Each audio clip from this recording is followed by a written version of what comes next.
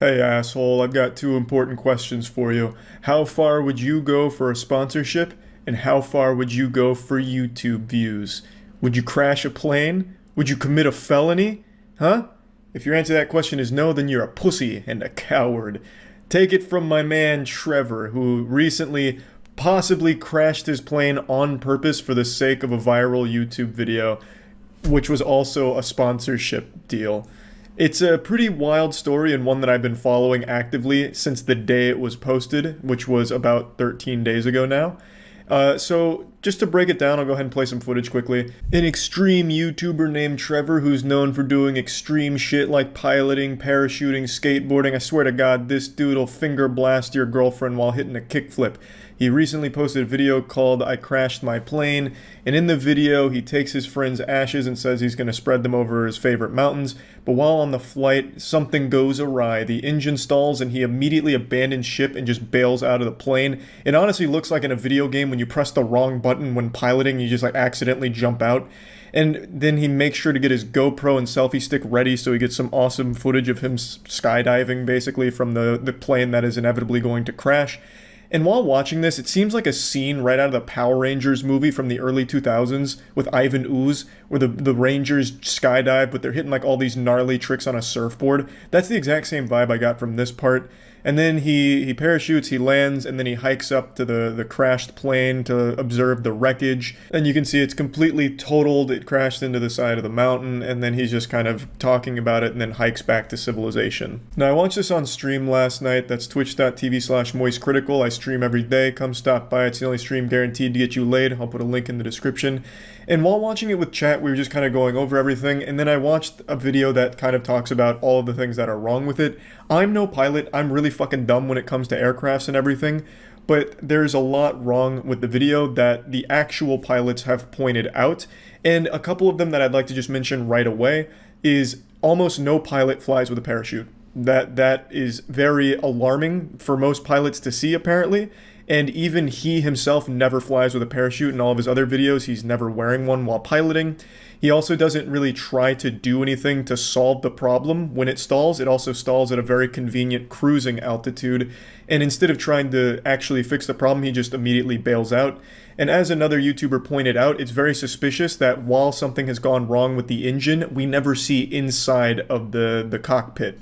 All the cameras, like there's 12 cameras on this fucking thing. It's like a goddamn complete 360 video basically of all the camera coverage, but not a single time while the engine is apparently malfunctioning do we see anything in the cockpit. We only get the outside exterior shots of him about to jump out. So that was another very suspicious thing. A couple other pilots pointed out weird things that they noticed in the cockpit itself before everything goes wrong, and just so many things that make this video very suspicious. Seeing the YouTuber who crashed the plane for views? Yeah! I actually saw that the day he posted it. Someone sent me it in an email. Yeah, his name's Trevor Jacobs, the guy who crashed this plane. He still got it up, too. Oh, he turned off comments. You coward. Oh, you blew it, Trevor. You blew it. Yeah, so this dude... I mean, I'll let it play. Thanks for some bees.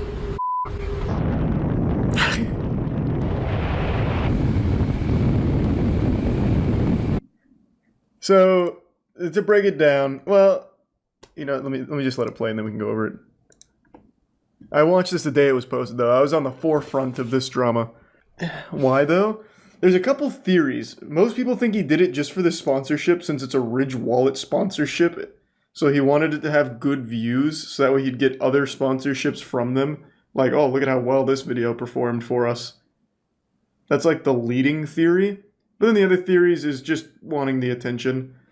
That insatiable appetite for some updates. What's happening? How's it going? My name's Trevor Jacob. Super grateful he'll be joining us. Says in the video the engine fails. Okay, so I can already see people coming in here like, no, Charlie, this is completely legitimate. So let's go over a couple of things, and I'll play the corresponding clips. So it's around right here,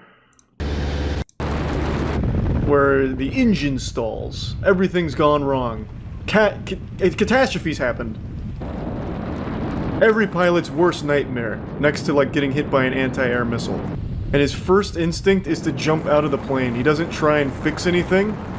He literally just leaps immediately, which is quite literally, from what I understand, the last thing anyone should ever do as a pilot.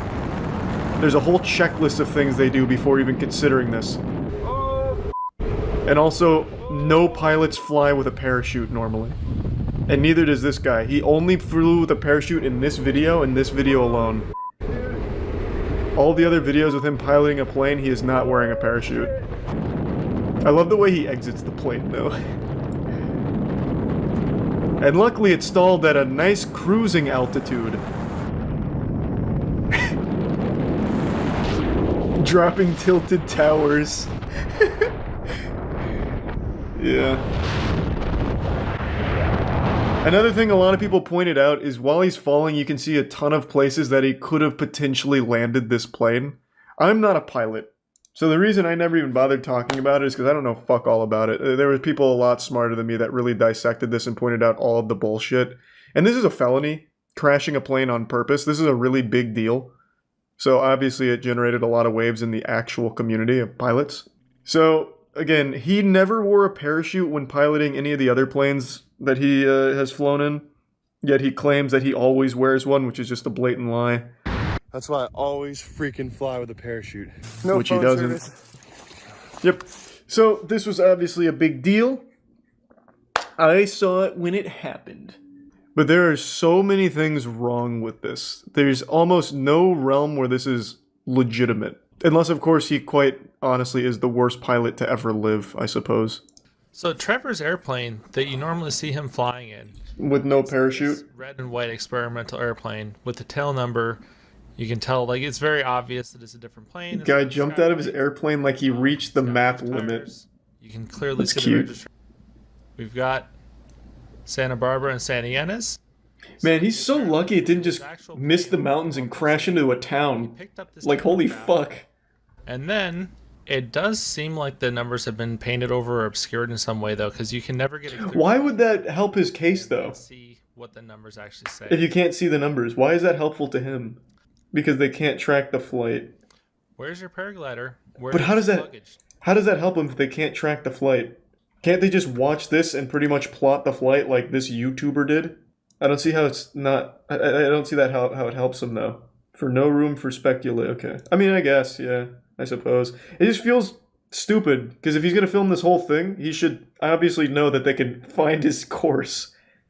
He shows him leaving the airport, and, like, that's probably... If 4chan can find Shia LaBeouf's flag in the middle of fucking nowhere by airplane routes and constellations, I'm sure the FAA could probably figure out where this dumb asshole was going, and what mountains he crashed into, considering there was only 2 possible locations nearby.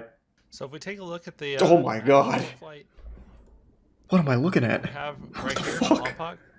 He said that his destination. Oh my god, Jesus, fuck. Up here. So this is where he started. This is there. We're in the mainframe. I felt like I needed to say something. A lot of other people have questions too. That's another thing I noticed. The actual pilot community is for some reason like the most respectful and nicest community of all time that I've ever seen on the internet. Like, in the comments before you disabled them, all the pilots that knew this was bullshit, they were like, well, there's a lot of inconsistencies with what I'm seeing here. I'd like to trust you, and I think against my better judgment I will, but here's everything that's clearly wrong about everything here. And even this guy's video, which is basically an exposed video, amounts to him just saying, like, yeah, we'll give him the benefit of the doubt. It's probably just, about a lot of weird things happening. Yeah, plain people just seem super nice. And this exposed video is so big brain, I couldn't even understand half of the things he used to debunk the bullshit. For me, I knew it was garbage when someone sent it to me, and the first thing the dude did was just bail out of the plane like it was fucking GTA. He tried no troubleshooting at all from a cruising altitude where he had plenty of time to at least try and, like, restart the engine or like, glide it to a landing nearby or anything. He's just like, yep, I'm fucking out. Peace. And then he has also one of the worst actors I've seen in a minute when he's like hiking through the place. He's like, freaking, oh my gosh, the freaking universe just saved me. The freaking universe is so good. This is why I always freaking parachute. I wonder if he's actually going to say anything about this at any point. I would imagine probably not. But he's kept the video up. So I wonder what's going to come from it. Again, it's a serious crime. Like a very serious crime. Low-key terrorist attack. I mean, it is, yeah, not super wrong. He just bails out of a plane and lets it crash. It could have crashed anywhere. He had no control over where that thing was going to crash, nor who was in the area nearby. And as we just saw in the last video, there's like a whole town that's not far from these mountains. And by not far, I mean they're literally right next to these mountains. Now, I didn't mention this on stream, but it's something I thought of right after ending stream. If this video didn't have the plane crash, then what was the purpose of the video? It's basically just a video of a guy flying his plane and then landing it.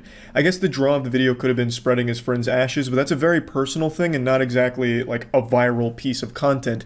And Trevor's channel is full of nothing but extreme moments, like all of his piloting ones have like scary stories or taking people up that are very afraid, and it's all very like exciting stuff. Whereas if this video didn't have the plane crash, it's literally just him flying and then landing. And this has a sponsor on it. Sponsors typically want to be on a piece of content they're confident would perform well. A video where Trevor just flies and lands isn't exactly going to be something that really fucking pops off in the algorithm or anything like that. But a plane crash, well, that has the potential to really get wacky, and especially for a sponsorship, it'd be something they'd be confident in doing well. And I'm sure Trevor would have come up with a plan to make the content more exciting, considering all of his other content is, like, over the top. Whereas this one would have just been flying and landing. So it just seems really out of character, and there could be merit to that argument where, because it was a sponsorship, Trevor felt like he needed to do something bigger, so he came up with this plan of crashing the plane. Again, all of this could be completely genuine. Maybe all of this is real, the plane really malfunctioned, there was no saving it, so he bailed out. But with everything pointed out by the actual pilots in the community, as well as everything they were able to uncover, it seems unlikely. It seems more like this was a stunt to generate views and interest in his channel and content, which is pretty fucked up if that is the case. But anyway, I just wanted to talk about this. That's about it. So yeah. This is one of the wilder stories I've seen this year. It almost sounds made up, like a fake headline in GTA Online or something. It sounds AI generated by ChatGPT. It's hard to believe this is real. A YouTube couple has now just been sentenced and will receive prison time, at least for the husband, for a series of videos where they showcased blatant insurance fraud. Multiple videos of blatant insurance fraud. And the word multiple is doing so much heavy lifting here, it's a sin. Like, that is an understatement. Over 160 videos allegedly showcasing insurance fraud attempts or collisions caused by the YouTube couple in order to get money from their insurance. Also, road rage, as well as provoking road rage. Just like this absolute massive pile of horrible shit they were doing in their vehicle in order to get money from insurance. Everyone hates scammers, but the roller coaster doesn't stop there. It doesn't matter if you've already puked your guts out, here comes the encore. They're also facing, well, and have been sentenced for child abuse because they were intentionally causing these accidents with their kid in the car, for some of them. And they would have got away with it too if it wasn't for those meddling internet points. This is the most on-brand shit for the modern landscape of brain rot, clout goblin mentality. The father couldn't keep his hand out of the cookie jar of internet clout, so he started posting these dash cams of the collisions and insurance fraud attempts on his YouTube channel, and then shamelessly went to TikTok to accuse some of the other drivers that he got into the collisions with, that he himself caused, of being insurance scammers. What you see here, this is Jeremy Perales. He's about to set me up for an insurance scam. He's about to set up an accident.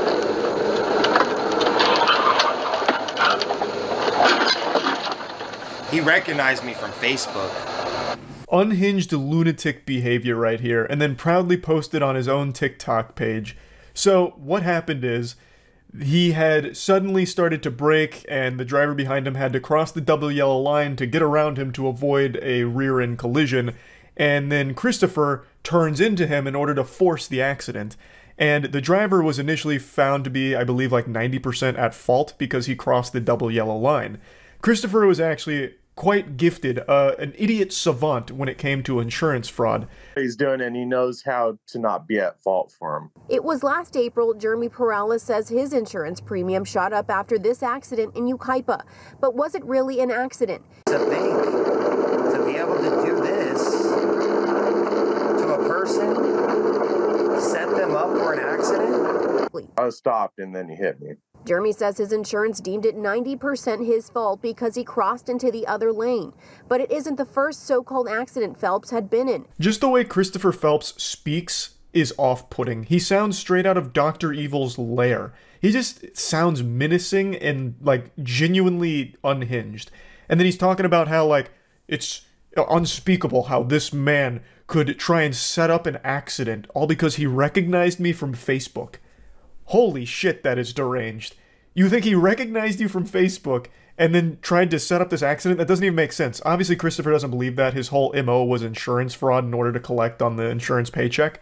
But Jesus, it's just so weird to listen to him speak. He just gathered mountains upon mountains of evidence against himself and posted it online. And somehow investigators stumbled upon this cornucopia of evidence that the husband, Christopher Phelps, was gathering of their insurance fraud and child endangerment. Like, Christopher ended up being his own worst enemy. He was like, the Zodiac killer, leaving all these clues, all these breadcrumbs for investigators to somehow find. And I have no idea how they found his channels, because he was getting like 50 or 60 views per video. I don't know how the fuck they ended up there. You would have been more likely to end up in Narnia than on his channel.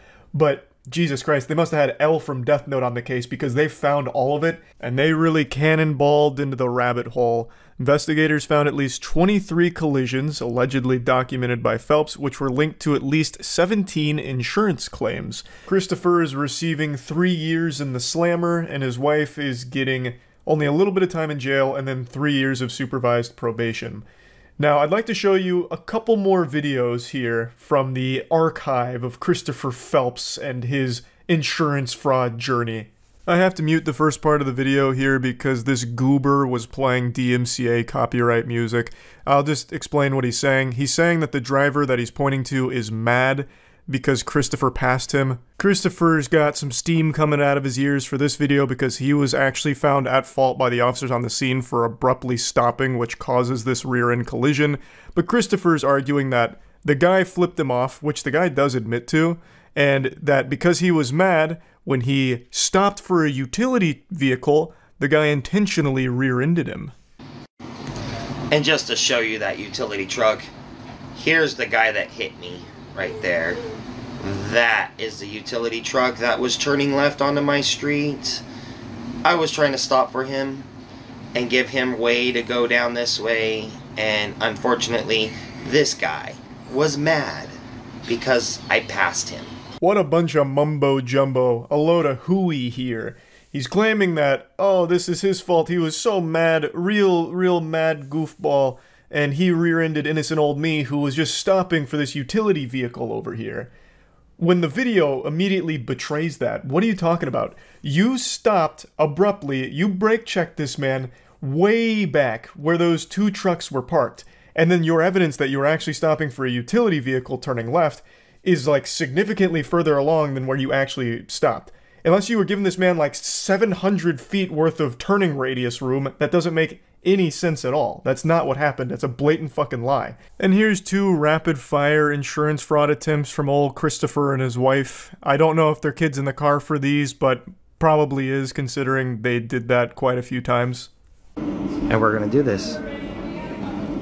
Find out if they're gonna conspire with the sheriff, or if they're gonna cooperate. We'll see. This is the last TikTok video that Christopher posted, him as a warrior about to go to battle for his case, fighting for justice, and signs off with, we're gonna find out if they're gonna conspire with the sheriff or cooperate. That is so fucking weird. Such a weirdo, and such a bad fucking person. Him and his wife. To not only be insurance fraud scammers, but to put your life, the life of the drivers on the road, and the life of your child all on the line for a couple doubloons from insurance is ridiculous. That is so fucked up and disgusting. A scam that endangers your life, the other drivers' lives, and the life of your kid that you're putting in these situations. I think 3 years was way too light of a sentence for this guy, and his wife got off way too fucking easy here. I don't understand how they got such light sentencing for this shit. They even did get assault with a deadly weapon charges because they were using their car as a fucking weapon. They were just hitting other drivers on the road to try and squeeze some coins out of insurance claims. They were more than willing to not only endanger themselves, but everyone else, including their kid. Every day was bring your child to work day, basically, so they'd fucking strap their kid into the back seat and just blast into another vehicle to try and file another insurance claim. And if they unsuccessfully caused an accident, they'd then try and make a road rage incident out of it. It's crazy how little they got punished for it, relatively speaking. I think the sentencing is way too lenient on how often they were doing it. This is very clearly premeditated, and it comes at a high price to everyone around them. This could have been a lot worse. There could have been deaths.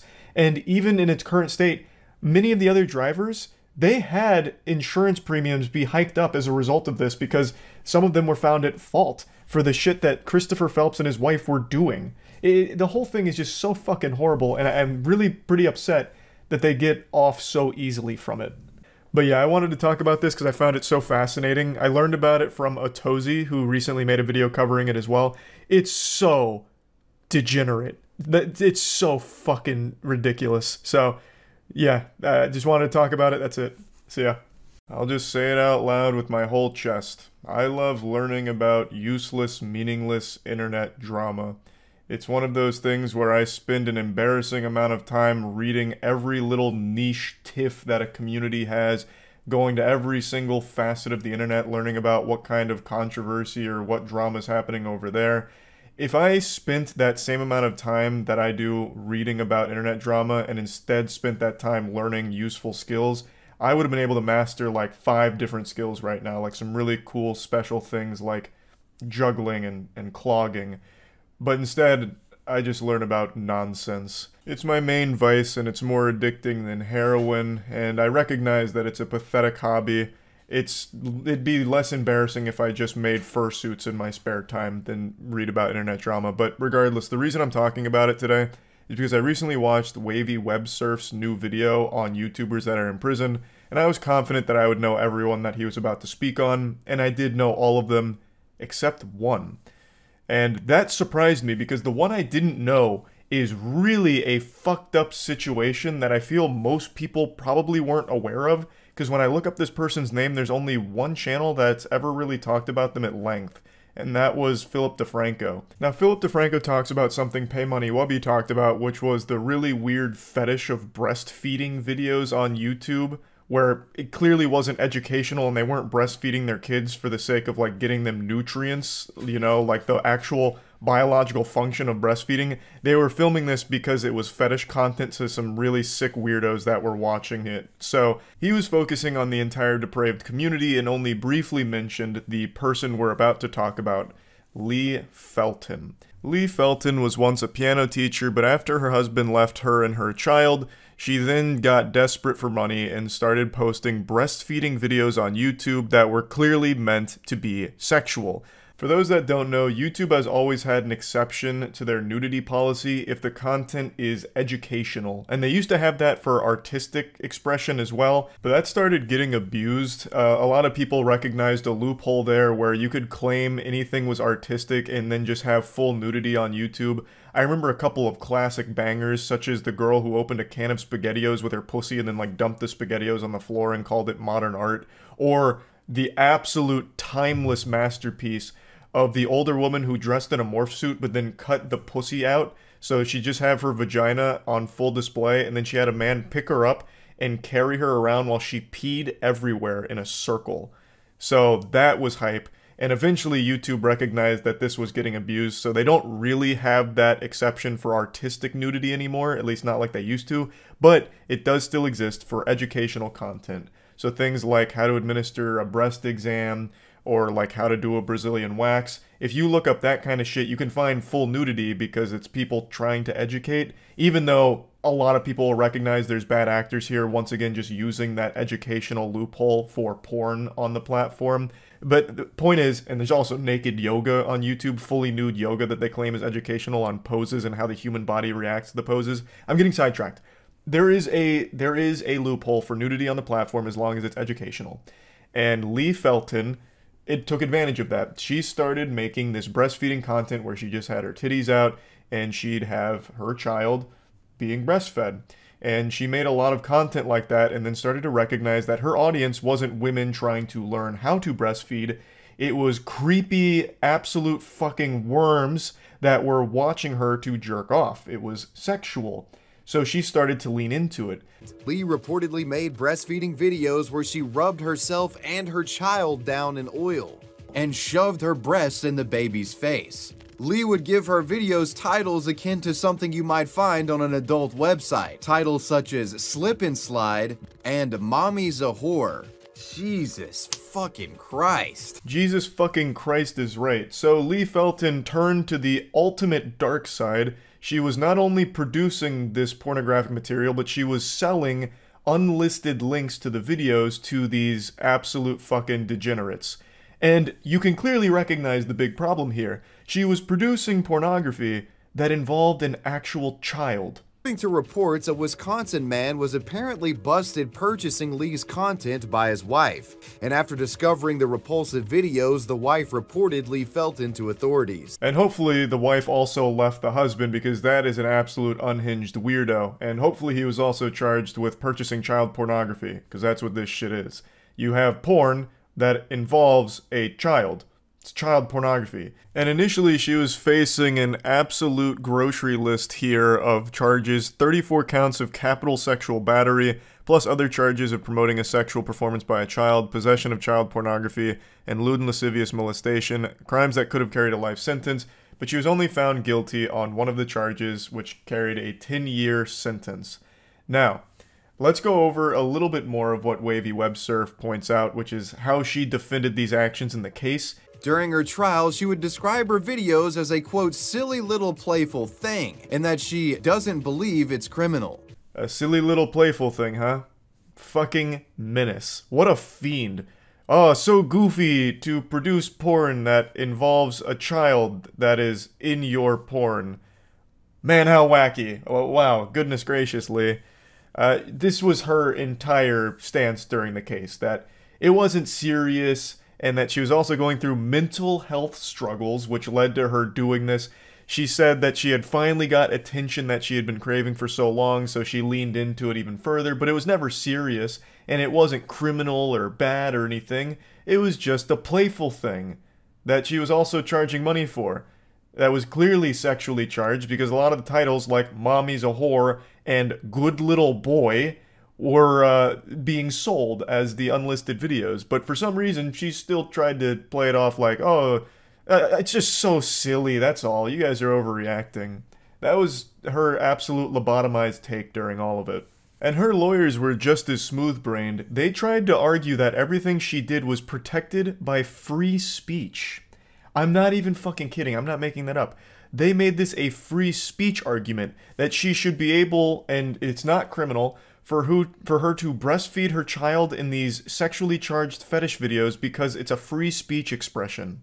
Lee Felton's defense attempted to argue that her breastfeeding videos fell under free speech protection, but nobody was buying this defense. A Tallahassee sheriff's lieutenant puts it best. Quote, "The video was clearly not done for the purpose of education or artistic display. Based on the content and the fact that it's being sold by Felton, it is clear this video is for sexual purposes." Fucking obviously.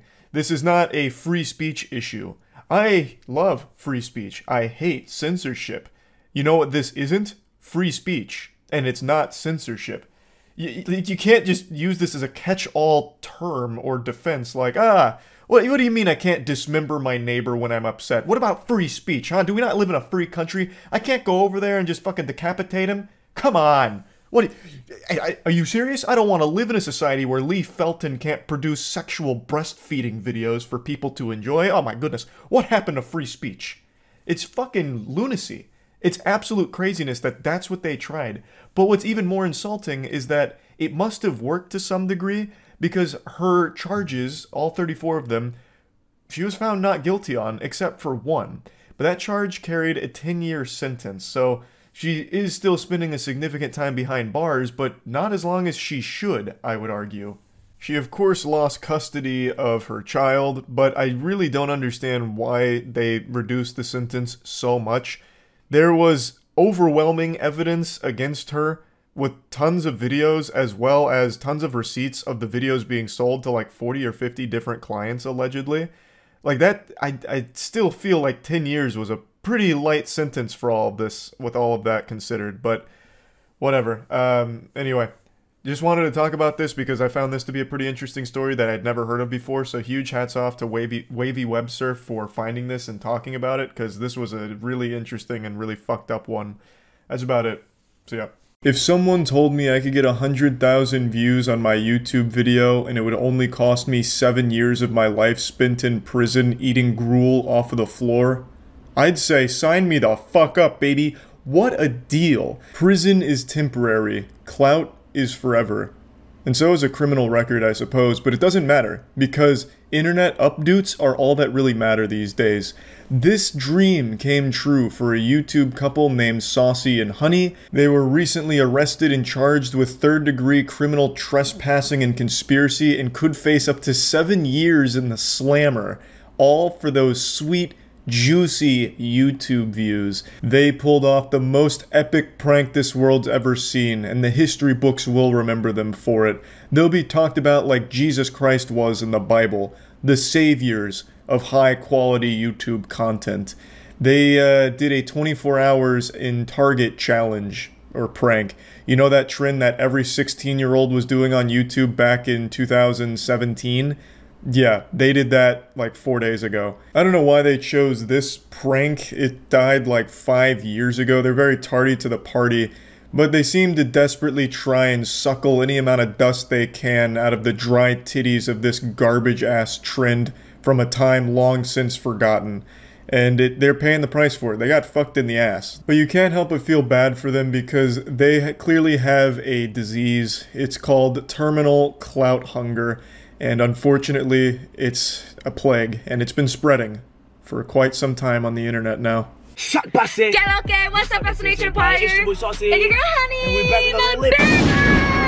Okay, you guys, sorry we're rushing through this intro, but it's 9:37 at... Oh. Okay, you guys, sorry we're rushing through this intro, it is 9:37! It's 9:37 at night! Honestly, they should have slapped on an additional criminal charge for how dog shit their videos are. I swear to God, it's gotta be a human rights violation to have an intro this annoying. All of their videos start like this. It is painful. Sticking my head in a fucking dump truck while it's compacting garbage would be less miserable. A YouTube couple is in hot water over this video, in which they claim to have spent the night in a Pennsylvania Target. You guys, do not attempt what we attempt at home. We are entertainers. Listen here, goofballs. Don't try what we're about to do at home, you dumb assholes. We're professional entertainers willing to risk life and limb for your entertainment. Immediately gets arrested, faces 7 years in jail for this shit.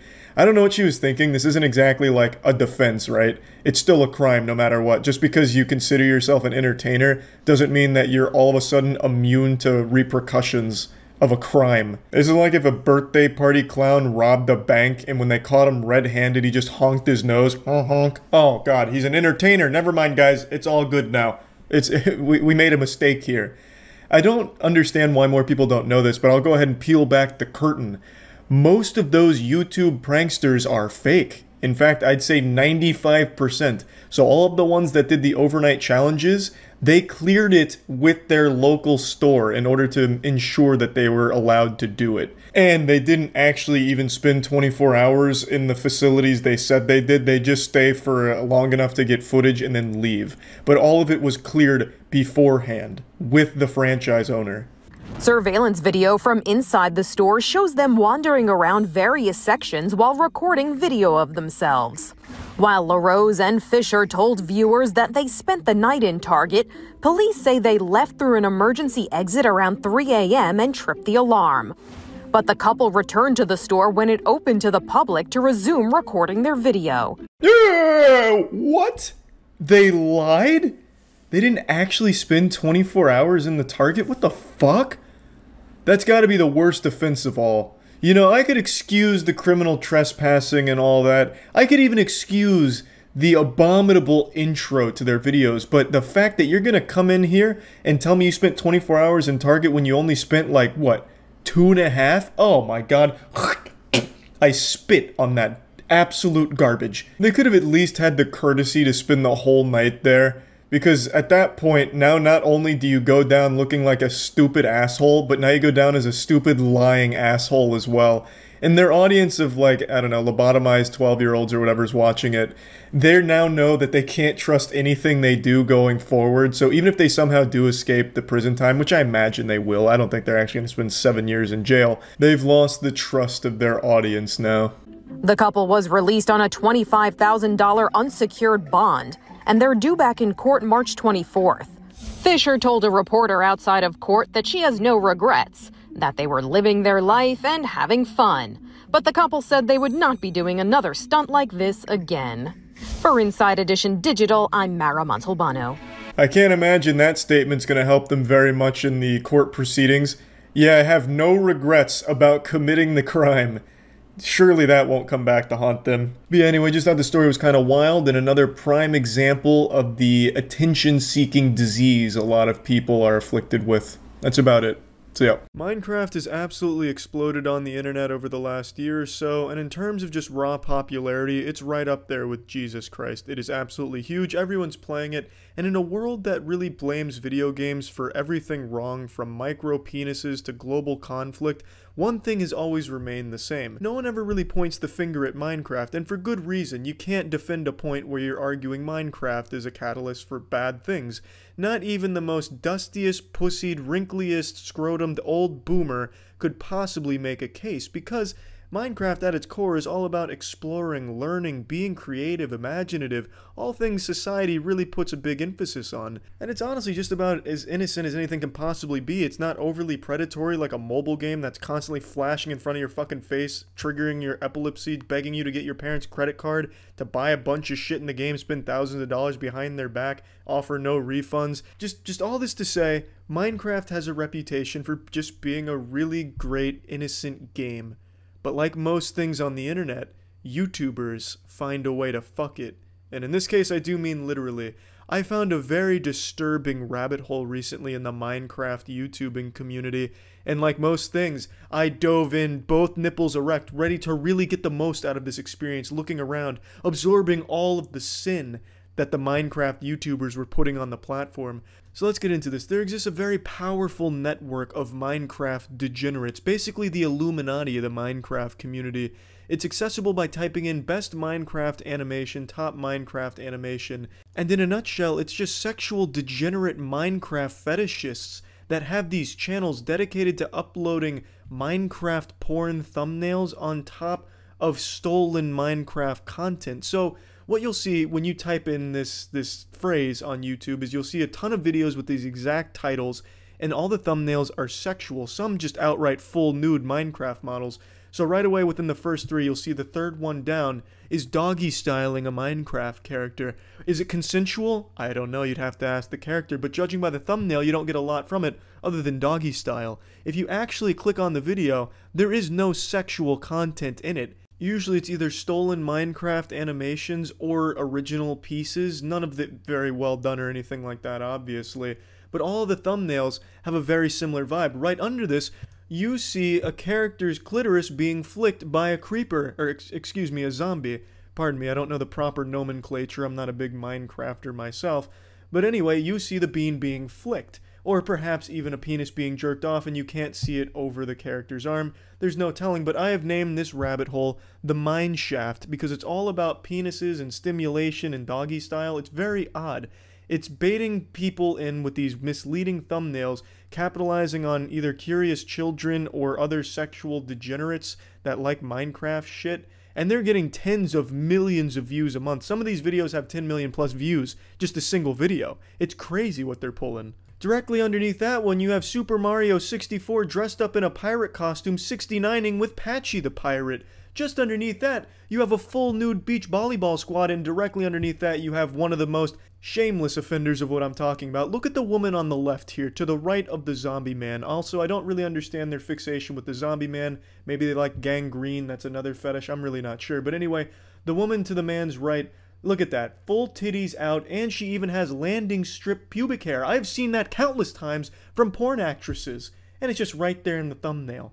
Are you kidding me? Sweet goodness gracious, you need not scroll down too much further to find full missionary sex right there in the thumbnail. And then 2 underneath that, you have reverse cowgirl doggy style extremo with looks like a little backdoor reach around action as well. Of course, using the zombie man again for the activity of this sexual zombie man. I don't understand the fixation with that character. They must like cactus looking motherfuckers. I really couldn't tell ya. But he's in all of these for the most part. It's filthy. It's gross. It's not what Minecraft is about. Whoops-a-daisy. Hope you weren't watching this at work, cause that's full-blown Minecraft tits and pussy. Not even an attempt to censor anything or put pubic hair there. That's some bald vagina shit right there. On a Minecraft character. And then you scroll down a little further, you get a fucking combo here. A quad kill of Minecraft porn thumbnails. And then there's also this beautiful collage of 3. It's amazing. And all of this, for some reason, is all still on YouTube, despite the huge crackdown they've had on misleading thumbnails, allegedly, and shit like that.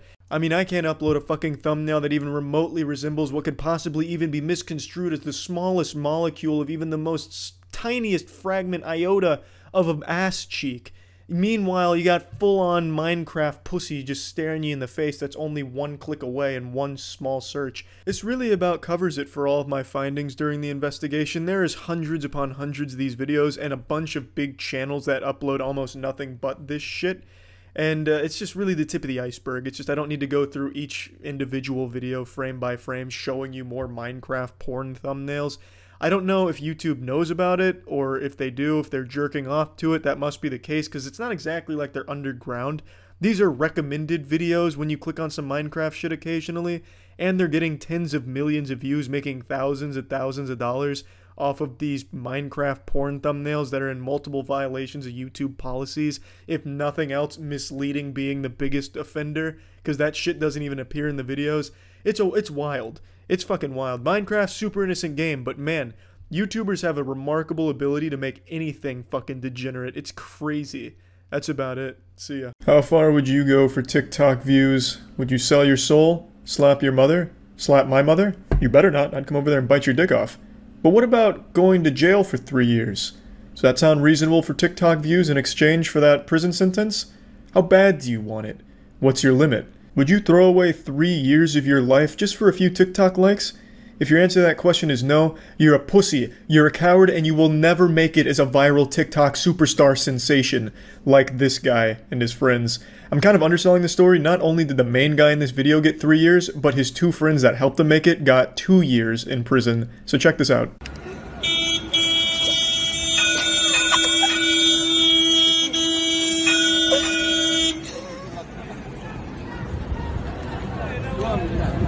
What an epic prank, am I right? That shit was too lit. I almost spit out my apple juice. They got him good. Those fucking idiots never even saw it coming. The stupid conductor of this train, multi-track drifting around, thinking he's gonna get his passengers to their destination on time. Nuh-uh. Not on this cool guy's watch. He busts out the desk, he pops in a cigarette to smoke. I mean, he's probably the coolest fucking guy I've ever seen in my life. He's got the desk out so that way he can have optimal angles to look at the Tinder profile pics of girls that don't meet his standards. He's definitely a kissless virgin by choice because no girl is worthy of his perfect lips because he's just the ultimate Adonis. So he's decided, let's smoke it up a little bit. The train, it doesn't matter. So he stops it, he says, hey, public transportation can suck on my fucking asshole. And that's exactly what they do. And now he'll be sucking on some buttholes in prison. This happened in Morocco. He was originally facing 5 to 10 years in jail, but that sentence was lightened to 3 years, and his 2 friends that helped him film this have 2 years in jail now. And I gotta say, it was worth it. This is the coolest video I've ever seen in my life. I'm sure all the other inmates are going to be blown away by this dude's TikTok clout. They won't be able to get enough of his stories about this video going viral. Oh man, they're going to love that. Now obviously the main douchebag here is extremely pathetic, but I think the saddest people in this video are the one filming and the one that give him the coffee cup. These 2 goofy goobers got 2 years in jail and got none of the internet points for it. They didn't even have their names associated with this. They were faceless nobodies who got roped into this guy's awful, dumb fucking TikTok video and are now going to jail for 2 years for it, with none of the minor celebrity status attached to it. They got nothing. They're going to jail because they couldn't tell their friend that the idea was fucking stupid. These two guys are absolutely your classic yes men, too afraid to say no to anything and then let you make the worst fucking decisions. You don't want friends like this that always say yes. But these guys go the extra mile and not only say yes, but encourage the awful decision and actively participate in it. Just out of pure desperation for just the tiniest bit of internet clout. They just want to latch on to the nipples of the pseudo-internet celebrity and get breastfed a little bit. Just suckle on the titties and just a little bit of internet clout, which they didn't get. But they did get a nice prison sentence for it. Now, not to sound like your grandpa complaining about loud music, but TikTok is truly poisoning the minds of some young people. Like, this shit is crazy. Everyone thinks they're the protagonist of their own anime. Everyone has this main character energy about them where they are the center of the universe. And this is just a perfect example of it. I couldn't be happier that this douchebag and his friends are actually going to prison for this.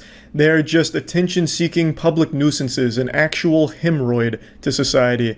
Not to go full Joker on you. But yeah, TikTok is absolutely poisoning some people on there. It's taking us backwards down the evolutionary ladder. 100 years from now, we'll probably have to rediscover fire and relearn basic language, because all humans will know is stupid fucking TikTok dances and shit like that. But maybe it's bigger than that. Maybe TikTok is like this intergalactic plague. It's the reason we haven't been visited by aliens. It truly is like the great filter. So when a civilization becomes technologically advanced enough to reach like tier 1 or tier 2, all roads lead to TikTok, so then they create TikTok, which bumps their civilization back down to the fucking Stone Ages, so they can never visit us or expand past their planet, you know what I mean? It's like the Flood from Halo, this parasite that feeds off us and keeps us stupid.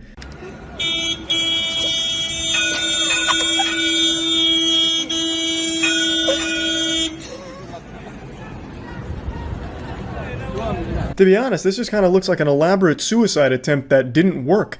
Like the thought process here, I'm gonna sit in front of a train and hope that it stops in time. Like, the amount of faith you have to have in a complete stranger there is mind-boggling, hoping that the conductor's paying enough attention to stop in time before he just fucking flattens you and sends you to the afterlife, fucking banishing you to the shadow realm. Like, it's crazy. And since everything becomes a trend on TikTok, and this was a very popular video, I'm shocked it didn't become a trend. I thought for sure this would be like the hashtag stop a train trend, where you like go on the tracks and you throw your ass in a circle, clapping your cheeks to some pop song and hope that the train stops, and then people just getting blasted by trains going all over the news. I'm actually surprised that didn't happen. Now, granted, this train isn't exactly like Thomas the Tank Engine gone wild. It seems to be moving at a slower pace than most trains I see, but it is still an extremely dangerous stunt and an extremely annoying one. Everyone on that train is now late to their shit just so you could have your 10-second TikTok video. So yeah, I definitely think the punishment fits the crime here. 3 years sounds reasonable. 2 years for his friends. I'm glad all the douchebags got thrown into the slammer. Huge round of applause to that decision made over there. And yeah, that's about it. So yeah. I remember in high school my Spanish teacher had a poster on the wall that said, "We all smile in the same language," and I thought that was wholesome and cute. We all inhabit this space rock and we all have our differences, but a smile, well, that's something we all share in common. And another thing that every single person on this planet shares in common is our disdain for this streamer. There's not a soul on this earth that actually likes this guy. His own community only follows him to try and get him arrested or beat up. And when it comes to those two metrics, his community is more successful than the Beatles. The amount of times that his chat has gotten him beat up or arrested is incredible. Like, this man can't go live without getting his shit pushed in or it finishing with him in handcuffs, all because he's following the chat's advice. And he's so delusional he doesn't recognize that they're only there watching, waiting for him to get hurt and nothing else. They're laughing at him, not with him, but he doesn't recognize that. And he does all of this ridiculous shit with a goofy, stupid smile on his face as he ruins his life live for the entertainment of his audience that's treating him as like a human experiment. So, I've talked about him before, everyone's talked about him before. He's the public nuisance streamer that travels the globe and just makes everyone's lives miserable around him by harassing them, spamming racist insults at them, disrespecting the cultures that he visits, and he keeps getting arrested. Oh, you a bad bitch, I swear to God. You a bad bitch, I'll take you to dinner. I swear to God, I'll change your life. I'll change your life, baby. Baby, I'll change your life, I promise you. You a bad bitch right here. I'll change your life, baby girl. You know, I'm in the sidewalk. I'm in the sidewalk. Don't touch me. I'm in the sidewalk. I'm in the sidewalk. Okay. I'll go. What the fuck? Okay, now go. Relax. Relax. America. I'm in the sidewalk. I'm from America. What are you doing? This is from one of his more recent arrests in Israel. You can see him start to panic and spamming "I'm American" as if that's somehow going to save him here, like that's his safe word that's going to get him out of this situation. It's like, oh my god, pardon me, I didn't realize you were American. Let me dust you off, fucking goober.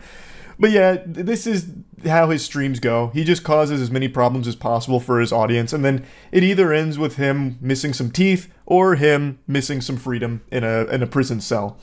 But unfortunately, no matter how many times he gets arrested, for some reason, they keep releasing him. They keep letting him out of the slammer.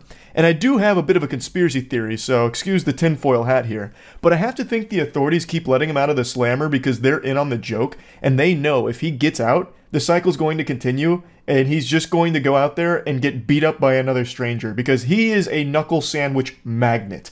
Any stranger with a fist somehow finds this man's face and just fucking pounds his flesh to bits. It happens so often. He is a sentient punching bag with a pulse, but somehow has even less of a personality than a punching bag would. But it is admittedly very entertaining watching him get fucking brutalized every time he goes live from problems he himself starts with people. Honestly, I'm surprised he doesn't beg just to stay in jail. Like, it's probably safer for him there. Because I don't even think he's ever even thrown a punch back during any of these altercations. He just, like, his arms are like limp noodles, I guess. Because anytime that someone starts beating him up, he just sits there and fucking takes it. It's like they're just beating up a corpse at that point. Like, it's so weird. This guy's a fucking loser. Everyone knows that. I'm not even going to bother saying his name because he's just a vermin whose brain is so poisoned by clout that the only thing he thinks matters in the world is attention. He needs attention more than he needs oxygen, so I'm not going to be saying his name. I'm sure you've already seen this NPC plastered all over the internet. He's one of those very few unifying moments that brings everyone together because we all dislike him the exact same. It's one of those things where no matter our differences, we can all come together and spit on this guy together, because he super sucks. He's just an absolutely deplorable, worthless piece of shit. So, you might remember him most notably from his infamous Japan trip, where he spent 90 days in jail, and then he got released. You know, he was talking about how he'll never make videos again or whatever, and then the second he's out of Japan, he immediately goes right back to doing it and starts gloating in their face about how, like, he got away with it and it was all unjust and all that, and then immediately goes to Israel just to do the same shit again, gets arrested, and does more shit like this. I'm America. Don't touch me, bitch. Don't touch me, bitch. Don't touch me, bitch. I'm from America, bitch. Don't touch me. I'm from America, bitch. Don't touch me. I'll slap that ass. I'll grab it, too. Donald Trump told me grab it by the pussy. I'll grab that, too. Stop playing with me, bitch. I'll grab it by the pussy right here, nigga. I don't give a fuck. Penguinz0 is more likable than this guy, and also for someone who apparently doesn't give a fuck, you sure are super sensitive about people making fun of you and hurting your feelings. He was threatening to sue YouTubers that made fun of him. He somehow thinks that this is a flex. He's trying to say it's defamation, libel, and slander, and that he's going to be issuing cease and desists. I'm honestly impressed that his spelling is correct here. I thought for sure he was close to illiterate, but maybe he had his lawyers draft up this tweet. But then again, his voice really does shine through with the last statement. It's gonna feel so good spending your YouTube ad revenue on coke and hookers. Yeah, that really sounds so hard. You can't get pussy unless you pay for it. What a big alpha male man you are, brother. But anyway, this is a bunch of hooey. This is a bunch of barnacles. Like, what a load of fish paste. There's no way he has the capacity to sue anyone because his lawyers are way too deep into fighting all of his criminal charges across the globe. They're having their own, like, Avengers Endgame moment with all of these lawsuits from all of these different countries. There's no way they'd have time to tackle some YouTuber squabble. I don't even know why I'm pretending for even a second that this is real. There is a 0% chance that he has any lawyers at all. This is just a sniveling worm flexing his non-existent lats for his community that treats him like Bozo the Clown, where they can toss tomatoes at him while they watch him ruin his life for their entertainment. He doesn't have anyone in his corner, let alone some lawyers. This man is totally fucking alone, and the only solace he finds is in going live so that way his audience can cheer as he gets his ass fucking pounded into oblivion on the sidewalk per usual. What a miserable existence that is. I don't even know why he's even trying to put on this facade that he has lawyers or any ability to have a lawsuit against somebody. I guess if there was to be a deeper message of this video besides just making fun of this pathetic person, it would be that I really hope at some point he does get thrown in jail for an extremely long period of time. He breaks so many laws and broadcasts it proudly online and makes a mockery out of all of the legal systems that he's taking advantage of here because he keeps getting released. Why? That doesn't make any sense. Keep him in prison for this shit. It'd be totally understandable and it'd be a huge PR win. That's such a rare occurrence where you can get an absolute PR slam dunk by locking up a live streamer. You would get applause and fist pumps out the wazoo from the entire cyberspace if you announced, "We are not releasing him anytime soon. He will spend this many years in jail for the following crimes that he committed and broadcast online." Make an example out of him. Like, I don't know how he keeps getting away with it. But yeah, he is still currently doing the same shit, and he will continue to do so until he is eventually either dead from this or in jail for a long period of time. So I just wanted to talk about it and make fun of him again. That's really about it. So yeah. Merry Christmas! Tomorrow's the big day. I heard Santa Claus got a BBL this year, so I hope you've got the XL chimney so he can squeeze those playful butt cheeks down there and deliver his special presents for you that you've been asking for.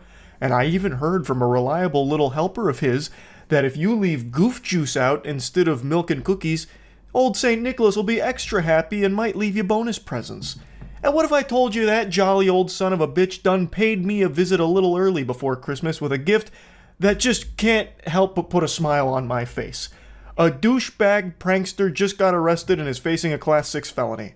This is the gift we've all been asking for. 'Tis the season, and they always say it's better to give than to receive. And this one brain-dead idiot fucking turbo moron prankster decided to give random people in a Walmart grocery aisle poison.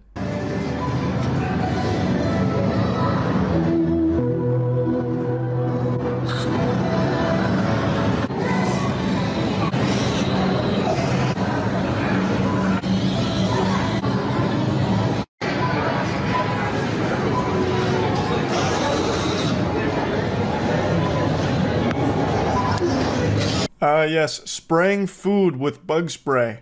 This guy's good. He's got talent. I'm sure I don't need to educate you that bug spray isn't a safe thing to be consuming. It's literally poison. You could get very ill if you had consumed any of the food that he had sprayed with this. I don't know how someone gets this stupid. I actually don't know how that's possible. You could be chewing on raw plutonium and I don't think it could rot your brain as much as clout does. Like, this guy, his whole Instagram page is nothing but, like, committing crimes for some internet updoots. I'll go over some of his other recent stinkers here in just a moment, but I have to focus on this for a little bit here because this is unbelievable. It seems like he got inspiration from the Tylenol murderer. You remember the Tylenol murders? Well, I'm guessing this degenerate must have viewed that guy as a prankster. I'm sure all of you know the Tylenol murders, but just in case, I'll drop a quick lore recap on it. Many moons ago, there was a villain who swapped out Tylenol capsules for cyanide and then put the bottles back on the shelf. Buyers bought them, obviously not knowing they'd been tampered with, took them, and some people died from it. This is that same DNA. He is actually just poisoning strangers. He is tampering with their food with literal poison. And that's the content. Now, real quick, let's just set everything else aside here. Just throw it all into the shitter for a moment. Who watches these videos? Who is the audience? There is nothing to even be entertained by. Let's say he wasn't using poison. Let's say he walked up to the food and he sprayed it with cologne, or he sprayed it with fart spray, so it smells all yucky like ass. Well, there's still no video there. Like, what is there to even, like, kick your feet up at? He walks up, he sprays a little bit on it, he just spritzes it, and then he walks away. That's the whole video. What do you even get entertained by? Like, who watches it? I don't know. Like, how lobotomized could you possibly be? It is just the most boring turd burger garbage ever. Nothing is even happening in the video. Like, do you also throw your hands up when you're riding the escalator from the thrill of movement? Like, just watch some fucking jingling keys at that point. Holy Lord, it makes no sense. So even if he wasn't using poison, if he was just using anything else, it would still just be a trash video and a terrible prank. I don't understand who even watches this. Like, I can almost wrap my noodle around kids being entertained by douchebags harassing people in public, because they'd look at that and be like, whoa, he's bad. He's being so naughty, holy shit. But this, and this guy's whole page, which has hundreds of thousands of followers, is just another level of incomprehensible, embarrassing hoopla. Like, it's painful. If you tried to train AI on this guy's pranks, the AI would probably kill itself because it wouldn't want to subject itself to more torture and being trained on these kind of pranks. Anyway though, Goofball's being charged with 3 different crimes, a class 6 felony, introducing poison, and 2 misdemeanors, criminal damage and endangerment. From what I understand, he could face between 5 to 20 years from what I've read for this. I am hoping they don't play softball here. Like, there needs to be some kind of precedent set that you can't just fucking poison people for a prank. Like, come on. So what happened is he filmed himself grabbing a can of bug killer, which was Hot Shot Ultra Bed Bug and Flea Killer. Then he sprayed it on fruit, vegetables, and cooked chicken. He didn't pay for the chemical spray or the contaminated food, and then he left. Apparently he had posted the video and was shocked by the reaction that people had to it. They weren't too pleased with what he'd done. According to police, once he left, he began to see comments online saying how horrible the act was, and he decided to return and collect the items.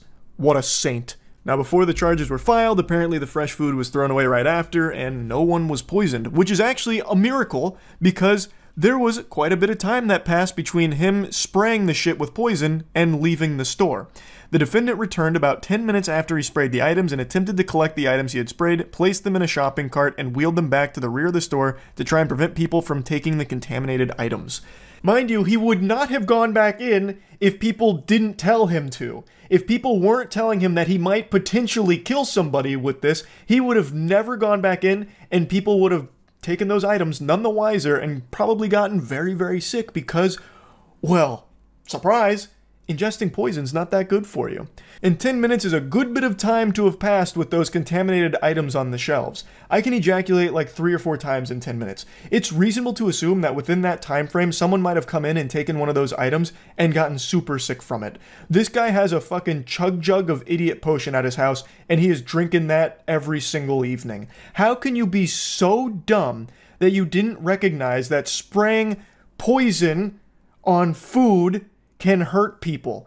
And how could you have possibly thought even your dumbest members of your audience would think that that was a good prank?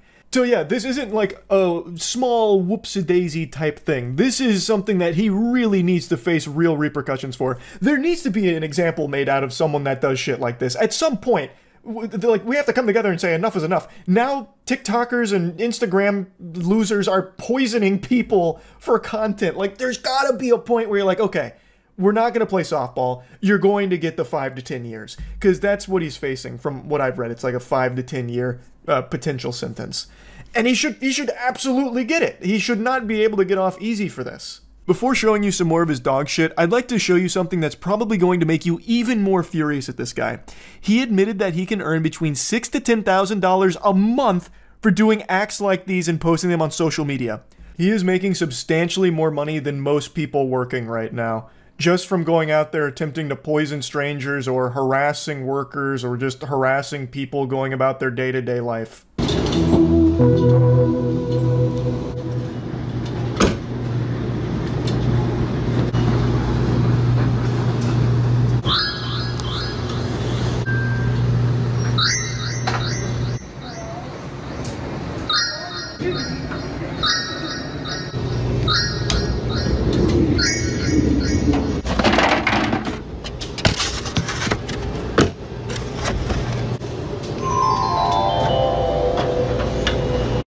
only learned about this douchebag from him being arrested, but even still, I actually gave him the benefit of the doubt on a few of these that they might be fake. But they're not. In this case, I thought what might have happened here is he filmed this random stranger putting his laundry in the washing machine, and then when he put the bacon and eggs into the clothes during the cycle, he actually didn't put it into that guy, the stranger's clothes, he put it into like his own clothes at one of a different washing machine. Which would still ruin the washing machine too, like that still would be destructive, but wouldn't be nearly as bad as just ruining this man's night, ruining his clothes at the laundromat. But what an imbecile I was for thinking that this guy might not be a gigantic asshole all of the time. His whole purpose is just making strangers' lives miserable for his content. He actually did just completely fuck this guy in the face, ruining his laundry, and you can confirm this because the guy comes in and puts his clothes in washing machine number 19, engages the cycle, and walks away. Then this douchebag comes over with the bacon and eggs, throws it into washing machine number 19, and re-engages the cycle. And you can see it right at the end that, yep, it's number 19 that he came in and just completely ruined.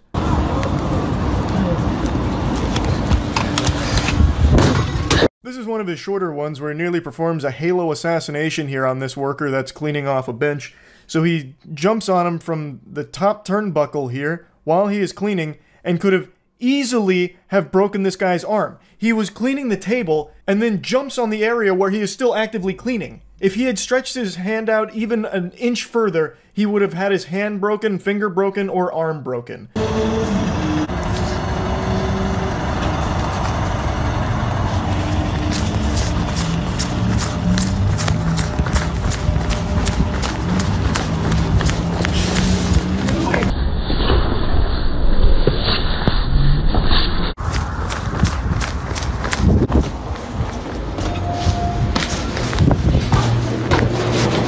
Doing a good job.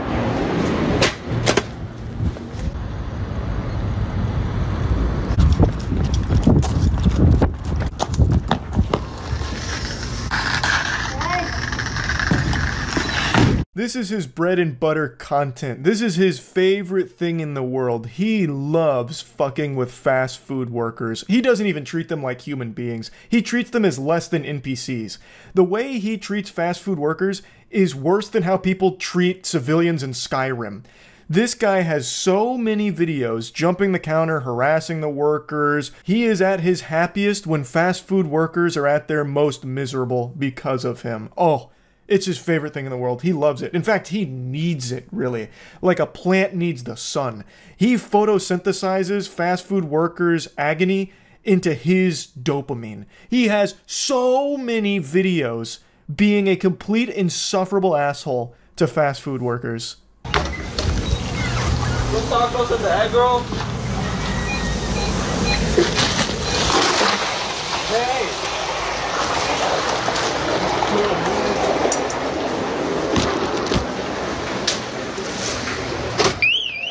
A bathroom? Bathroom 7287.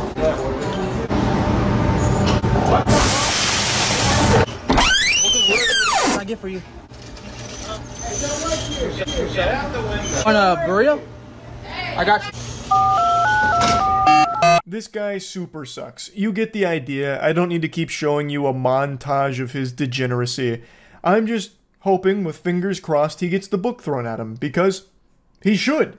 His most recent prank would literally have injured a lot of people in a big way. I don't know if it would have necessarily killed them, depending on the amount he sprayed, I guess, but it would have been very detrimental to the health of people that consumed his poisoned products that he made for his Instagram content. It's so trash, and he deserves to go to jail for a long time because of it. Also, this loser apparently describes himself as a supervillain, so he's really proud of what he does. Could there be anything more corny than to call yourself a supervillain? What a loser! What an absolute fucking dweeb! So yeah, I really wanted to talk about this a little bit. That's about it. So yeah. Today's been a big day for Kick Degeneracy. They broadcast 2 crimes live in the span of 12 hours. That's a new record, baby! Give it up for Kick. Huge round of applause. They're really busting new ground here. Usually it's only 1 crime per day. That's the quota, but they said, you know, hold my Johnson. We can do better. July 4th's right around the corner. Let's celebrate the only way we know how. with crime. It's nothing new for the platform. That's kind of become Kick's entire brand identity. It's basically like this quarantine zone for unhinged weirdos that the Joker would have recruited for his gang out of Arkham Asylum. And they basically set it up like zoo exhibits where edgy middle schoolers can go in and flick boogers at the glass as they laugh at the fucking clowns on the other side, getting themselves hurt for a couple of extra viewers. Anyway, I'm only going to focus on one of the crimes from today for this video. I might make a follow-up for the other one. But for now, let's focus on this baffling display of lunacy. So, a Kick streamer harassed this couple in public. The couple then started arguing with this loser, who got so butthurt that this couple dared argue with him and touch his phone as he put it in their face, jamming it down their throat like he's giving them a fucking endoscopy, that he, in response to their argument and touching his phone, pulls out a gun and starts threatening to murder them. He says multiple times that he's willing to blow them away. He's ready to kill these two in cold blood because his feelings got hurt that they insulted him after he started shit with them. You pussy. I love the POV from Nampa Stream Prime. It shows the real you. You gotta appreciate your height, your balding, and your few palm art. You ain't shit. Who gonna sock who gonna sock him in the face? What are you doing? You better let go of his shit. But do you want to suck your face? Turbo Douchebag has his chat on screen, and I had to censor it because they just keep saying some awful shit and putting links to things that I have no idea what they are, but I'm not taking any chances with it. They just keep calling this woman a whore. So he went up to her, he started insulting them, and then the chat was like, "Whore! What a whore! Look at her! There's a whore around! Hey, anyone else just sneeze?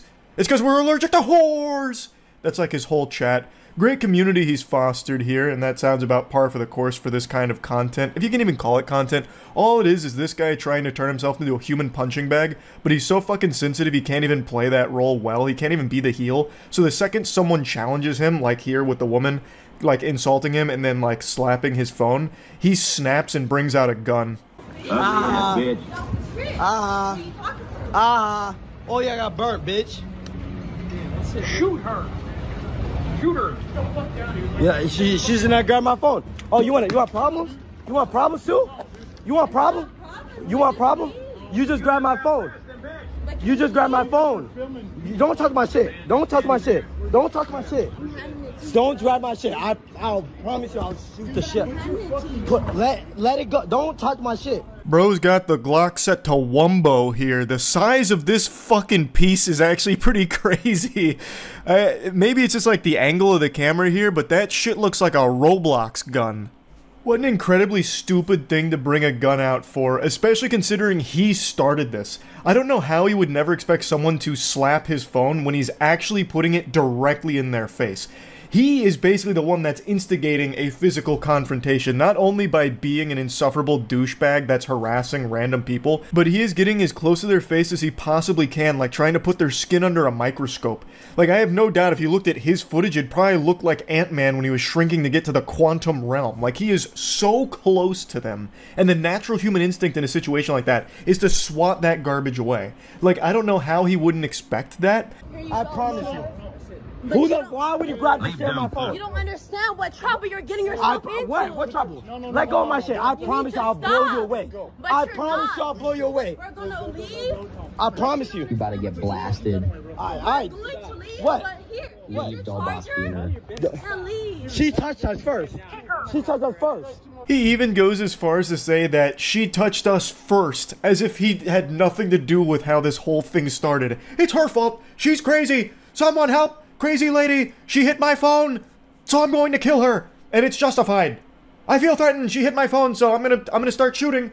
Alright, it is 100% his fault, and he is 100% a bitch for this. To pull out a gun on two people that you've just harassed and are now willing to kill because they dared argue with you and touch your phone that you were shoving in their face, you are such a piece of shit. We're filming the shit. Alright, I could. It's public. It's public. Put your fucking... Alright, yeah. Fuck out of here. He fucking sprayed, dude. He fucking sprayed. He sprayed all of us. Get out of here. Alright. Please. Fuck out of here. I'm a fucking... You stupid. Please, dude. Now you can hear the other guys say, "You sprayed everyone." So I'm thinking what happened here based on the rest of the clip and also the events preceding it. one of the people on this goober squad, the fucking goof troop here, actually maced the couple. The Charmin Ultrasoft squad not only brought out a gun, but then also maced the couple because they dared argue back after being harassed by this loser, and then slap his phone. That is craziness. To me, this seems like these streamers are using this content as a convenient excuse to try and get a rise out of people and then assault them. So they bring mace, they bring a gun. I bet they also have fucking taser too, maybe brass knuckles. Like, what else did they bring here? A fucking golf club to go Last of Us 2 on someone? It really feels like they just want to hurt people, and they're using these pranks as a vessel to maybe have some way of doing it and trying to argue that it was self-defense. Like, oh, they just reacted really bad to our prank, so we had to shoot them, or we had to mace them. It's unhinged. It's absolute insanity. No, you guys are, my face is burning. Dude, my fucking eyes are burning. I don't know what you guys are doing. Come on, let's go. Fuck out of here. Like, what is that extra? With the away. Away. Just go. Let's go. Hey, listen. Hey, yo. Just right now. Your bitch started shit. I don't record, you dumbass. Just go. If you don't. The delusion with the statement this guy just said was like hearing the brown note. I almost shit my pants. It is so unbelievably, unfathomably delusional. My body just had like an actual reaction to hearing it. He said that they started it, the couple, and that he's recording it, dumbass. Brother, this is incriminating for you guys. You have recorded your own crimes here. You're doing the police's job for them. This is not going to make that couple look bad or look in the wrong. It's you guys. You don't want to just go, brother. You don't talk to me. You got problems too. You want problems? For what I need? What's up? You want problems? Yell blaster. I'll blow you away. Really? Really? Okay. All right. I got it. I don't want to fight you. Just go, dude. Why don't you want to fight me? Because you guys are fucking. I'm not. Bro, I will literally just fuck you up. Like, when we got the cayenne pepper, you guys can't. You guys use pepper spray. Your boyfriend's a bitch. Your boyfriend's a bitch, says the guy that just pepper sprayed them. He panicked because they dared insult him and argue back, so he went into his fucking toy box to pull out every little gadget and gizmo and doohickey he could find. A gun, pepper spray, it's crazy. They got crazy as fuck for no reason, LMAO. Bro, why she grabbed this shit? She got me pissed. Yeah, me too. That was how I took her hostage and fuck her in front of him. I need some water, bro. You need water?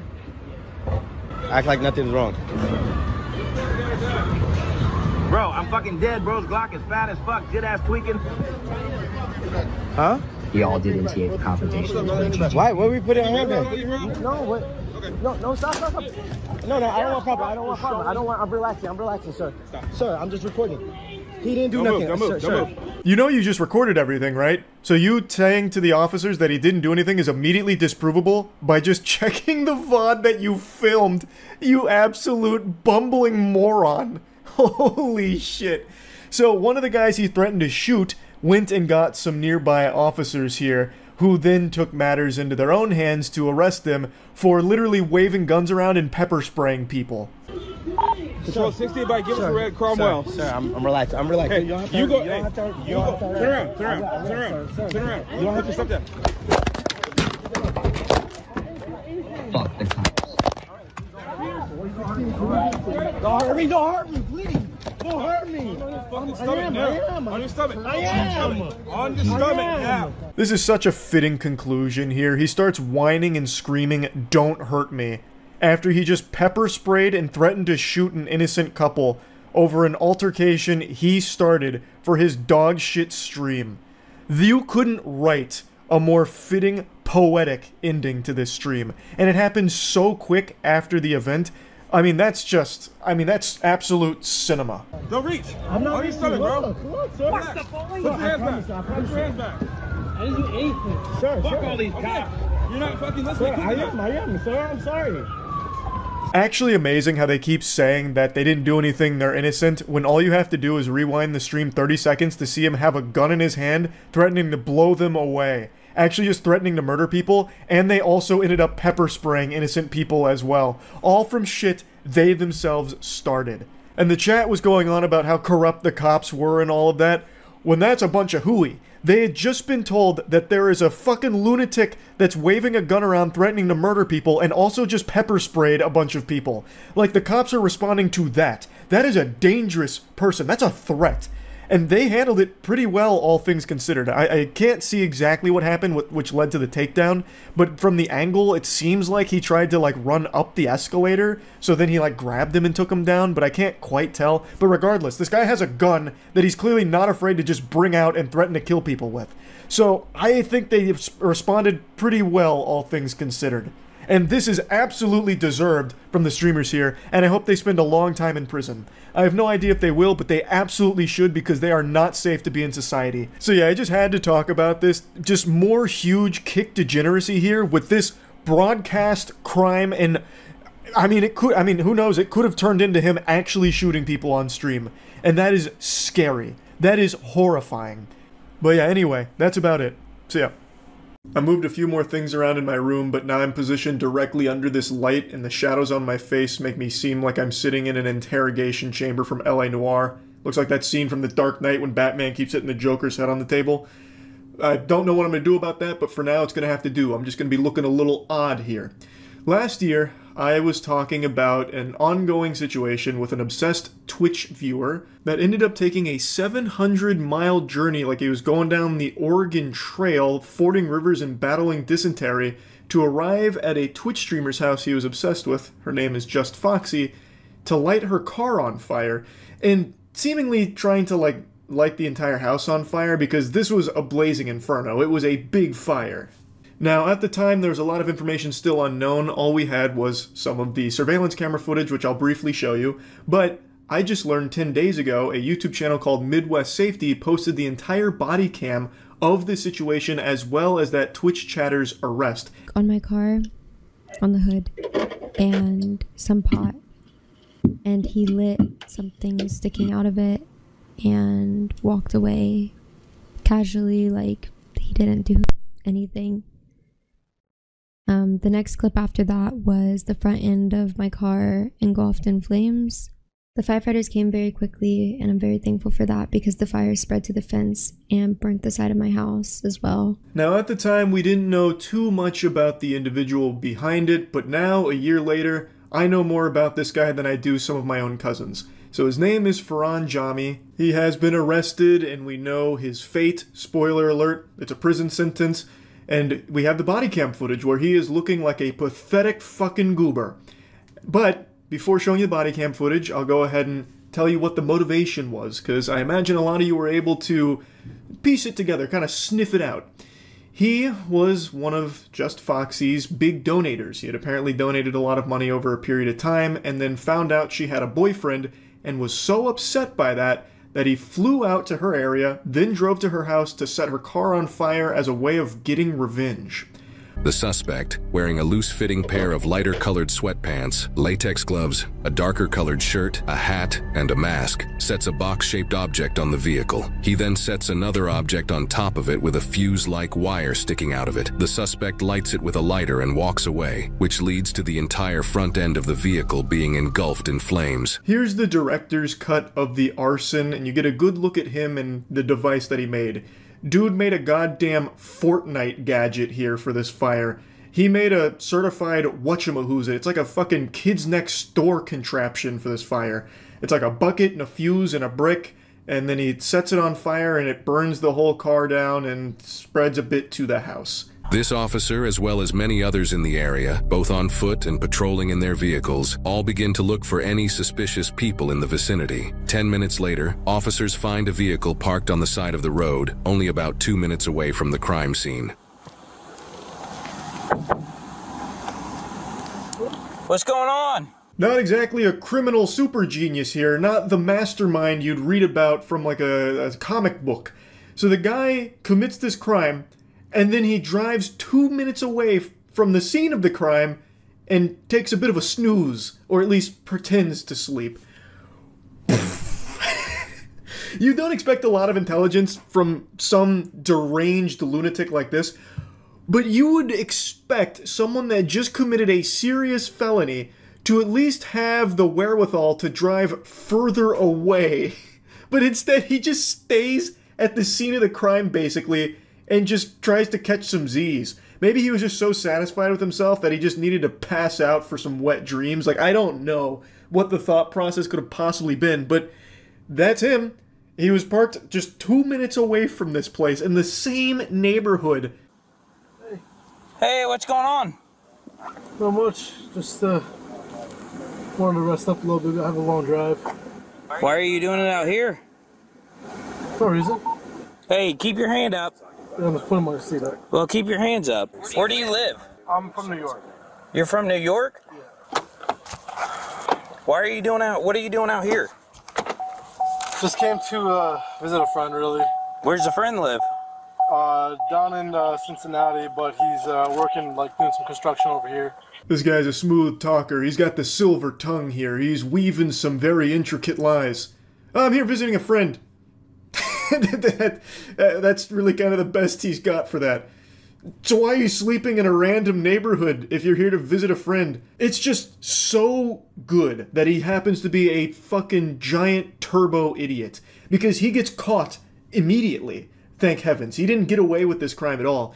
And this whole scenario with him only gets even more ridiculous.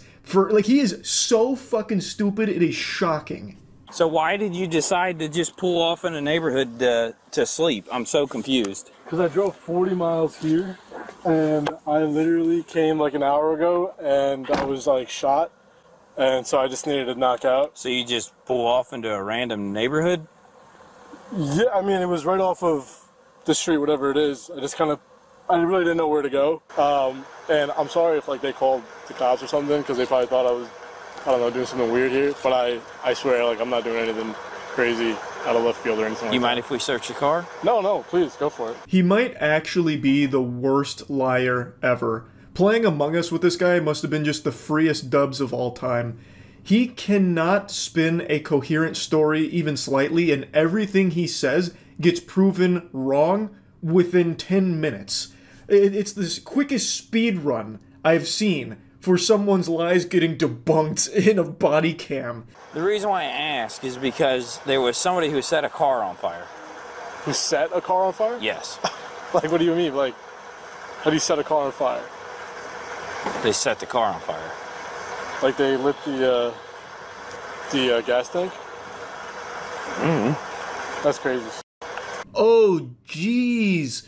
Wow. Jiminy Christmas. What do you mean they set a car on fire? How do you even do that? Is that even possible? Can cars even be on fire? Like, what did he do? Like, set the gas on fire? The gas tank? Oh, goodness gracious. Ooh, wow, that's not good. Like, what, you telling me, like, maybe put, like, a box on the hood with a bucket on top and a fuse and then lit that on fire, which burned the whole car down? The car happened to belong to a Twitch streamer or something? Like something like that? That's crazy shit. Whew. Some people, am I right, officer? We gotta be careful. There's psychos out there. Fist bump. Like, this is not even a human way of reacting to something. He is an actual NPC. He's trying so hard to be, like, surprised by it that it gets into, like, fucking Neil Breen level acting. Like, this right here is something you'd see from Tommy Wiseau's The Room. Oh, geez, how's your sex life?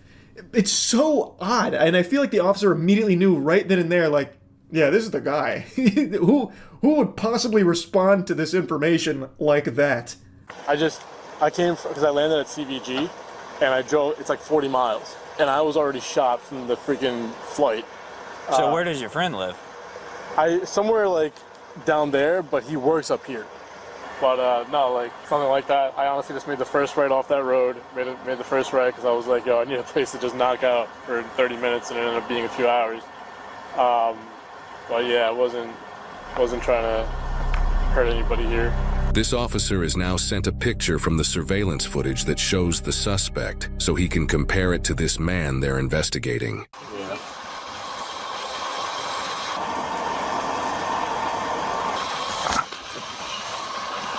Oh, this guy's good. yeah, my friend, he's like down over there. I was up over here and then got all scrambled around, and then I just got a little sleepy, so I pulled on over into this neighborhood to take a little 30-minute nap, turned into a few hours.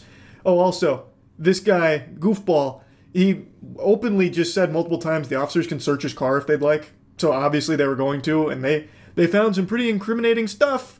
And then the officers get sent a picture from the surveillance camera, and now they have a picture of the guy in the act of the crime, and they have the guy right there. So now they can look at that picture and look at the guy and see if they match up. And guess what? They match up pretty well. It's about the same outfit. I want to see if there's a mask in here. Here's your COVID mask. You got it? Yeah. Okay. He's got a lighter in here. He's got a torch lighter. Yeah, there's a torch lighter and a blue COVID mask in the center console. There's no luggage. There's no backpack. Yeah, there's no hat. It's not the hardest game of Where's Waldo when you have the picture of the guy committing the crime and a guy that looks exactly like it standing in front of you. He's wearing the exact same outfit. And in the car, after getting permission from the guy to search the car, they find a COVID mask as well, which also fits the disguise that the criminal was wearing. The only thing they don't find is a hat. But it's not like the hat is a fucking mask from Mission Impossible where it fully hides his identity. It's not exactly, you know, concealing who he is. You know, it'd be like me putting these glasses on and people going like, where the fuck did Charlie go? He just vanished. Who is that? Who's sitting in his seat right now? You know, like the hat isn't enough for officers to be like, yeah, it can't be the same guy. He's not wearing a hat. Must be someone else. He must have gone the other way. We got the wrong guy here. But they do still do their due diligence in finding the hat in order to 100% put this in the books that they know they have the right guy. He's got a beard, he's got the same clothing, he's got the reflective shoes, everything. Situation down the street where you lit something that caught on fire. No. I'm gonna point blank ask you. No. No? No. Okay. I understand that you're over here visiting friends, but you parked over here for a reason. Is there anything else you want to tell me? It's not me. That's not you? No. Sure looks like you and everything you're wearing. It's not me. That's not you, huh? Look a little closely. His poker face is too strong. Even when confronted with the overwhelming evidence, they even show him a picture of himself. He goes, nope, that's not me. It's actually that scene from SpongeBob with Man Ray and Patrick when it came to Man Ray giving Patrick's wallet back. While searching the area around the suspect's car, officers found multiple plastic bags with a hat, multiple sets of latex gloves, and another mask within them, not even 10 feet away from the vehicle, underneath a pine tree. Got his gloves and everything. Yep. Holy shit, how did they even find that? It was so well hidden. It was like finding the One Piece.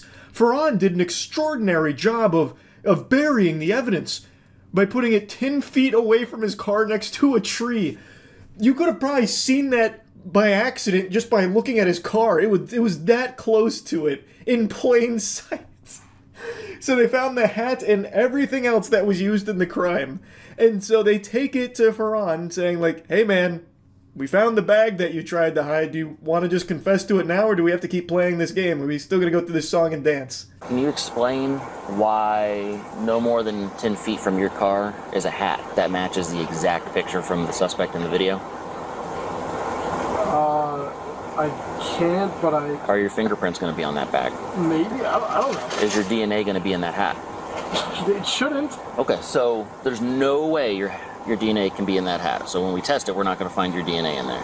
Yeah, I mean, you shouldn't, no. Okay. I guess I'm a little confused. This is a pretty random, off the beaten path area. I did see people walking around it. Okay, this is a very random area to be. Just when you thought the chess master was caught in between a rock and a hard place in a checkmate position, he flips the board around on you. You see, he just cooked up a really smart story here. Just so you know, I did see people walking around here. That's good. We never even stopped to think that he could be being framed by people that happen to be walking around this neighborhood at 3 a.m. That is food for thought. We might need to play with that narrative here, that storyline. Actually, I do kind of want to toy with that a little bit. I want to slap the cheeks around on it. Let's experiment here.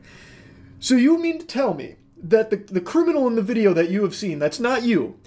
There just happens to be another person of the exact same build, wearing the exact same clothing that you're wearing, with the exact same beard, with the exact same hair. The only difference is they had their COVID mask on instead of in the center console, and they had a hat.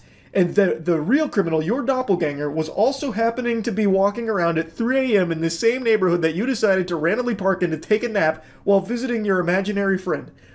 That's the story you're trying to sell me on right here. Yes. Now look, when I was asleep, somebody might have come, thrown a bag there. I don't know. We'll be back with you in a bit, okay? I got pretty much everything over here that's his. You got gloves and a mask. In the other bag, you have gloves, a receipt, a mask, something else, and a hat. So this is everything he was wearing. So they've got pretty much everything here, and yet there is still more that they gather to prove beyond a shadow of a doubt that it's this guy. They not only have everything he was wearing and everything he used, despite him saying that his DNA shouldn't be on there, which, by the way, isn't even him saying it won't be, because he's still leaving the door open for the possibility that it might be. Like, what the fuck? How could it be there if it's not yours? Like, what happens? Your doppelganger came through, broke into your car while you were sleeping and took some of your hair or grabbed some of your spit while you were asleep and rubbed it all over the material, so that's how your DNA can show up there even though it's not yours? Like, what the fuck? He's not even saying that it won't be. He's saying that it shouldn't be. But I'm already getting off on another tangent for this fucking awful fanfic that he's weaving. But not only do they have all of the material that he was using, they then also have other surveillance camera footage from other houses that confirm he didn't get there at midnight like he claims. People who live in this area also have surveillance footage that caught the specific times that the suspect parked on the street. Officers discuss these specific times and relate them to the suspect's claim of being parked there since midnight. 2:21 is when it got lit. 2:27 is when they're saying they saw the video of him coming in here. So him being here since midnight is not correct. So you said you came out here around 12, around midnight? They got video of you pulling in here around 2:25. You've been lying to us from the start, man. So we're taking you back to the PD. I know the evidence is overwhelming, but I'm not the guy that did this. I don't know what to tell you. I'm just not the guy who gets my hands dirty, you know? Like, it's just not me. A convincing argument from Ferran here, but the evidence was too much. Every single piece of his story was proven wrong, all in the time span of like 20 minutes maybe. They not only got the accurate time for when he really did pull up, which was minutes after setting the car ablaze, but they also found all of the pieces of clothing and items used in the crime as well, and a picture of him at the crime.